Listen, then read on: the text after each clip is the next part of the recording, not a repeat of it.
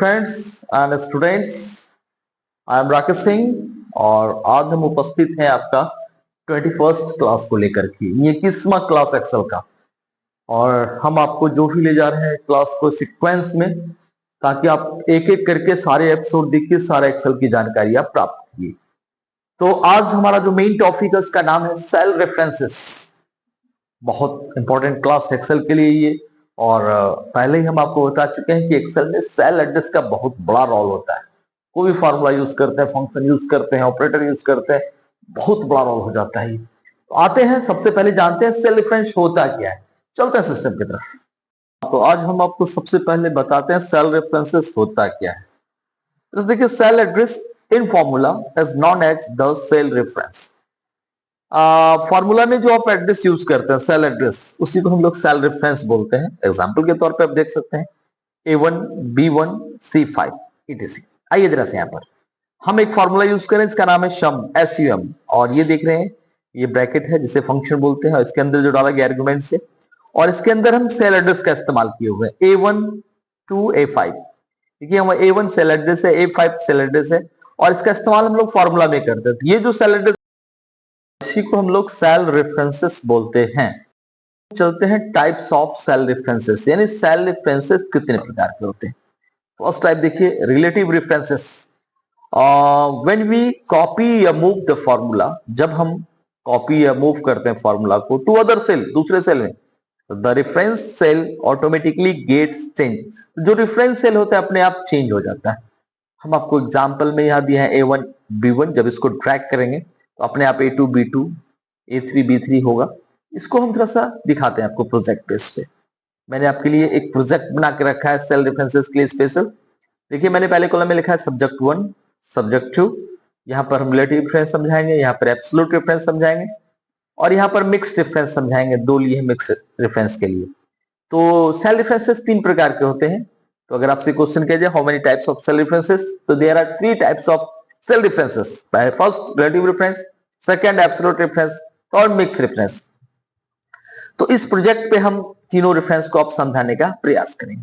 अब सबसे पहले रिलेटिव रेफरेंस लेते हैं, लेकिन इसके लिए देखिए, मैंने जो वैल्यू लिया है 10 20, सब्जेक्ट ने पहला वैल्यू 10 20, मैंने सारे वैल्यू पुट किया है 10 20 15 30 इधर 20 25 16 22।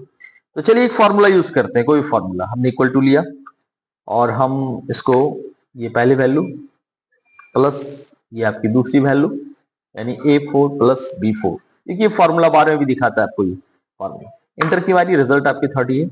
और अब हम जब इसको ड्रैग करते हैं, फॉर्मूला कॉपी करते हैं, इसे बोलते हैं फॉर्मूला कॉपी प्रोसेस। तो आप देख पा रहे हैं, ये था A4 B4, जैसे आए A5 प्लस B5, देख रहे हैं ये A6 B6, सेल एड्रेस आपका चेंज हो रहा है। यहां पर देखिए 4 था, 5 हुआ, 6 हुआ, 7 हुआ, ये चेंज हुआ। इसे रिलेटिव रेफरेंस करते हैं। जब भी हम इसको कॉपी करते हैं या मूव करते हैं तो ये ऑटोमेटिक चेंज होता है। जरा सा नीचे आइए, जरा सा हम एक वैल्यू लेते हैं यहाँ पर 34 56, फिर मैंने वैल्यू लिया यहाँ पर 28 87। आप देख पा रहे हैं, अगर हम यहां से इसको हम कॉपी कर लें तो कॉपी 30 होनी चाहिए, लेकिन नहीं, क्योंकि फॉर्मूला यूज किया गया है। यहाँ पर फॉर्मूला कॉपीड हो जाएगी और सेल एड्रेस ऑटोमेटिक चेंज होगा। अब यहां से आप राइट क्लिक करके इसको पेस्ट कीजिए, तो आप देख पा रहे हैं 30 नहीं होकर के 90 हुआ। इसका मतलब ये सेल एड्रेस अपने आप चेंज हुआ। इसे ही रिलेटिव रेफरेंस करते हैं, क्योंकि मैंने कॉपी किया था फॉर्मूला को। अब देखिए यहाँ पर आप इसको ऐड करते हैं 34 प्लस 56 तो 90 होता है। और यहाँ पर देखिए A11 से B11, यहाँ देखिए A4 से B4, मैंने इसको कॉपी किया था, पेस्ट किया, लेकिन यहाँ पर आते ही अपने आप ये चेंज हुआ, A11 B11। तो मैंने यहाँ भी ड्रैग किया था तो आपने देखा चेंज हुआ। यहाँ पर हमने कॉपी करके पेस्ट किया तो यहाँ भी चेंज हुआ। इसे ही हम रिलेटिव रेफरेंस कहते हैं। तो रेफरेंस है एब्सोल्यूट रेफरेंस, ये सबसे पावरफुल चीज है इसमें। When we do not change the address of the cell on copying the formula to another cells, जब आप किसी फॉर्मूला को कॉपी करते हैं या मूव करते हैं तो यहाँ पर चेंज नहीं होगा, यानी सेल लॉक कर जाएगा। तो आप यहाँ से सेल भी लॉक कर सकते हैं, और बहुत ऐसे जगह होंगे जहां पर इसकी बहुत बड़ी नीड हो जाएगी कि आप ड्रैग करें तो वो अस्थिर रहे, वो चेंज ना करें। इसे कहते हैं एब्सोल्यूट रेफरेंस, यानी आपको एब्सोल्यूट रेफरेंस बनाना होगा सेल एड्रेस को। इसको यहाँ पर देखिए, यहाँ पर क्या कहा गया, to make absolute reference use $। अगर आप कॉलम नंबर हो, रो नंबर हो, उसके आगे अगर डॉलर साइन लगा देते हैं तो एब्सोल्यूट रेफरेंस बन जाता है वो। देखिए यहाँ पर बिफोर कॉलम नेम या रो नंबर, आप देखिए यहाँ पर B1 था, ये रिलेटिव है, जैसे मैंने डॉलर लगा दिया तो ये आपका एब्सोल्यूट बन गया। अब कितना हम डॉलर यूज करेंगे, काफी टाइम लग जाएगा, तो आप सेलेक्ट कर दीजिए और आप एक शॉर्टकट की का इस्तेमाल कीजिए जिससे बहुत आसानी से एब्सोल्यूट बन जाएगा। इसके लिए आपको F4 दबाना होगा, सिर्फ शॉर्टकट की F4 यानी फंक्शन की है कीबोर्ड के ऊपर, ठीक है, ऊपर में F1 से F12, वहां पर जाकर के F4 सिर्फ दबा दीजिए, आपकी एब्सोल्यूट बन जाएगी। हम आपको दिखाते हैं थोड़ा सा एब्सोल्यूट कैसे बनेगा। आइए यहाँ देखिए जरा सा।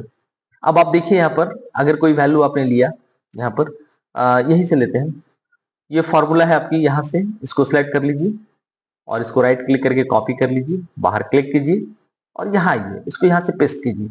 आप देख रहे हैं ये रिलेटिव डिफरेंस है। अभी ड्रैग करेंगे तो हमारा उसी तरह का रिजल्ट देगा जो रिजल्ट आपको पहले दे रहा था, देख पा रहे हैं। लेकिन हम इसको एब्सोल्यूट बनाना चाहते हैं, इसको सिलेक्ट कीजिए और सिलेक्ट करके F4 दबाना है आपको, ऊपर में फंक्शन कीज है F4 देखिए सारे के सारे डॉलर में तब्दील करके। आप फिर से देखिए इसको, हम फिर से आपको इसको करने का प्रयास करते हैं। आप इसको सिलेक्ट कीजिए जहां तक आपको एब्सोल्यूट बनाना है, आप F4 दबा दीजिए, देखिए डॉलर साइन सबके आगे लग गया, यानी एब्सोल्यूट बन चुका है, लॉक हो चुका है। ये इंटर की मारिए, लेकिन जब इसको आप ड्रैग करते हैं यहां से तो आप देख पा रहे हैं सब 30 ही है, क्योंकि लॉक कर गया ये A4B4, ये भी A4B4, क्योंकि ड्रैग करने के बाद ये चेंज नहीं हुआ सेल एड्रेस, A4B4 A4B4, इसे ही एब्सोल्यूट करते हैं। तो आप एक बार याद रखिए कि एब्सोल्यूट बनाने के लिए आपको फंक्शन की F4 प्रेस करना होगा सिलेक्ट करने के बाद। आइए तीसरा है हमारा मिक्स्ड रेफरेंस। हमारा तीसरा है मिक्स्ड रेफरेंस। तो यहां पर आप देख पा रहे हैं मिक्स्ड रेफरेंस नाम से ही पता चल रहा है दोनों का कॉम्बिनेशन होगा, एक combination of relative reference and absolute reference, दोनों का कॉम्बिनेशन मिक्स्ड रेफरेंस के रूप में जाना जाएगा। यहां पर आप सेलेक्ट देखिए A1 प्लस B1, मैंने A1 को AN को डॉलर लगाया, यानी A और 1 के पहले ये एब्सोल्यूट बन गया, B1 के आगे नहीं लगाया, ये रिलेटिव है, दोनों है इसलिए मिक्स्ड रेफरेंस कहलाएगा। आइए जरा हम इसको प्रोजेक्ट बेस पे समझने का प्रयास करते हैं। आइए यहाँ पर आप इसको पेस्ट कर दीजिए, चूंकि फॉर्मूला आपकी कॉपी है, यहाँ से आपने इसको सिलेक्ट करके A4B4 को कॉपी किया था और यहाँ करके आप पेस्ट कर रहे हैं, ठीक है, सेम आ गया। इसको ड्रैग करेंगे, ये रिलेटिव है, इस पे एब्सोल्यूट लगा देंगे, F4 दबा देंगे, एब्सोल्यूट बन गया, ये लॉक हो जाएगा। देखिए ये एब्सोल्यूट है, लेकिन हमें तो मिक्स पढ़नी है। मिक्स करने के लिए क्या करना है आपको कि आपको एक को आप लॉक्ड कीजिए, एक को अनलॉक्ड कीजिए। मान लीजिए अभी हम B4 को लॉक्ड कर रहे हैं, F4 दबा, लॉक्ड हो गया।